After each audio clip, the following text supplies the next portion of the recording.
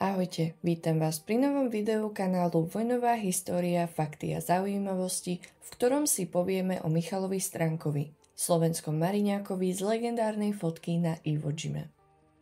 Michal Stránk bol seržant námornej pechoty americkej armády, bojujúci počas druhej svetovej vojny. Do povedomia sa dostal hlavne vďaka legendárnej fotografii, na ktorej niekoľko vojakov styčuje americkú vlajku na území ostrova Iwo Jima. Prvým identifikovaným vojakom na fotke bol práve Michal. Michal sa narodil 10. novembra 1919 v Jarabine rusínskym rodičom. Ako 6-ročný spolu s rodičmi emigroval do Ameriky za lepším životom. Michal žil v meste Franklinborough v štáte Pensylvánia, kde v roku 1937 doštudoval Franklinborough High School. Po skončení štúdia sa zamestnal v správe ciest. V roku 1939 Michal narukoval do americkej námornej pechoty v Pittsburghu na 4 roky služby. Bol pridelený k námornému zboru Recruit Depot Paris Island v Južnej Karolíne. 17.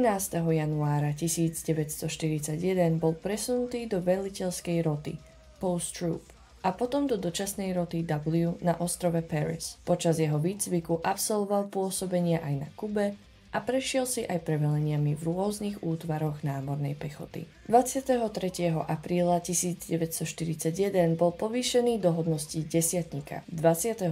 januára 1942 po ukončení všetkých vojenských výcvikov a potrebných školení bol povýšený do hodnosti seržanta. V roku 1943 sa Michal zúčastnil bojových vyloďovacích operácií námornej pechoty na Pavúvu. Šlo o operáciu Clean Slate. V tom istom roku sa zúčastnil Bougainville, čo bola masívna kampaň a séria pozemných a námorných bitiek v Tichomorí. Po krátkom odpočinku doma v Pensylvánii, kde navštívil rodinu, sa Michal vrátil do bojovej služby. Nasadili ho v dnes už legendárnej bitke o Iwo Jimu. Seržant Michal Stránk sa tak 19.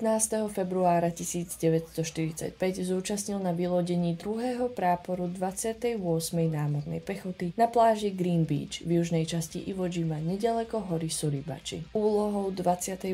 námornej pechoty v ten deň bolo izolovať horu Suribachi, čo sa aj podarilo. V nasledujúci deň pluk zabezpečil južný koniec ostrova. Ich úlohou potom bolo horu Suribachi dobiť. Ráno 23.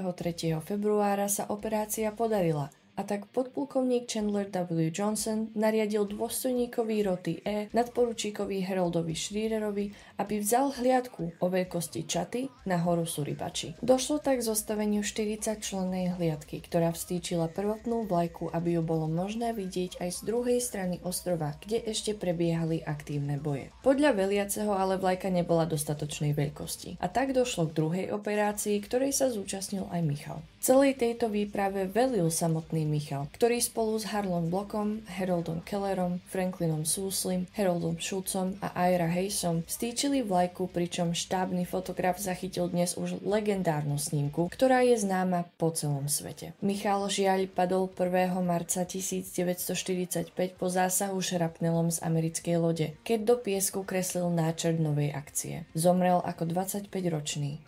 Česť jeho pamiatke. Jeho brat Peter slúžil na lietadlovej lodi USS Franklin. Na počesť vstýčenia vlajky na Iwo Jime bola v Arlingtone vo Virgínii postavená socha, ktorá stvárňuje túto udalosť. Tu sa končí naše video o Michalovi Stránkovi. Ďakujeme, že ste si ho pozreli až do konca. Dúfame, že sa vám páčilo a našu snahu odmeníte lajkom, komentárom, odberom či prezdieľaním. Ak sa vám naša tvorba páči a chceli by ste mať predčasný prístup k našim videám, neváhajte nás podporiť na platforme Hero Hero, kde si pre vás už teraz pripravujeme ďalší zaujímavý obsah.